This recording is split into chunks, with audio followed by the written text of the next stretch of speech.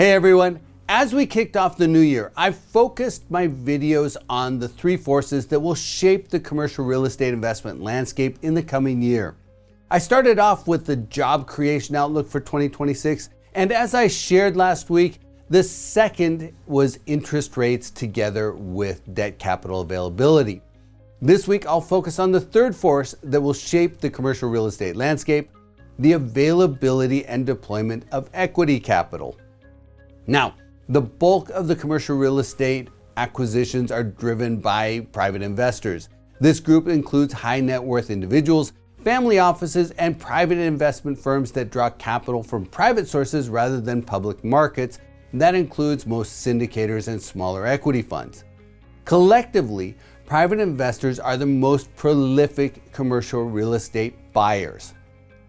When you measure by dollar volume, private investors have driven 47% of the commercial real estate purchases, north of $2.5 million since 2010. Since 2019, private investors placed about 55% of the capital, and in the first 3 quarters of 2025, they drove 59% of the dollar volume.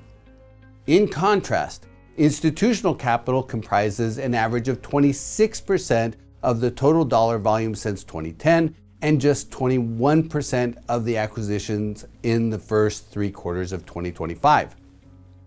In 2021 and much of 2022, when interest rates were exceptionally low, both groups were aggressive buyers. If you look at how much capital institutions raised for commercial real estate, those were the peak years. The institutions brought in more than $160 billion of real estate targeted capital in each of those years. But as interest rates started to go up in 2022, and as the market started to hit some bumps, investors' ability to raise capital declined. In 2023, the institutions raised about $110 billion, and in 2024, they only brought in about $91 billion of real estate targeted capital. At the same time, the NCRE Total Returns Index, which is closely monitored by institutional investors as a key indicator, fell into negative territory and only began to recover in 2024. So, institutional capital basically dried up, and because the NCRE returns on commercial real estate were running negative, the institutions really weren't in a hurry to deploy capital. Private investors also backed off in those years, especially the syndicators and equity funds. Private investor buying activity fell from the peak in 2021 to the trough in 2023. But last year, the market began to turn. If you look at the deal count, the drop off from the peak years of 2021 and 22 is dramatic. The total transaction count in 2023 was down by 48% compared to 2021. Things got a little better in 2024, with the deal count rising by 3.3% year over year.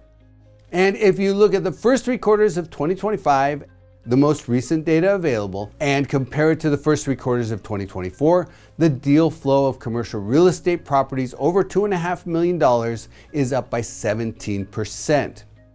Now, the question is whether the deal flow will continue to rise in 2026.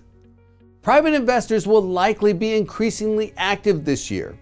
Although many syndicators and equity funds still face capital raising headwinds, the lower interest rate climate, together with higher cap rates and the opportunity to generate positive leverage on debt, should entice more activity.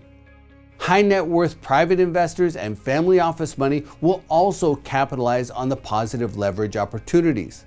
But I think the big move in 2026 will come from the institutions.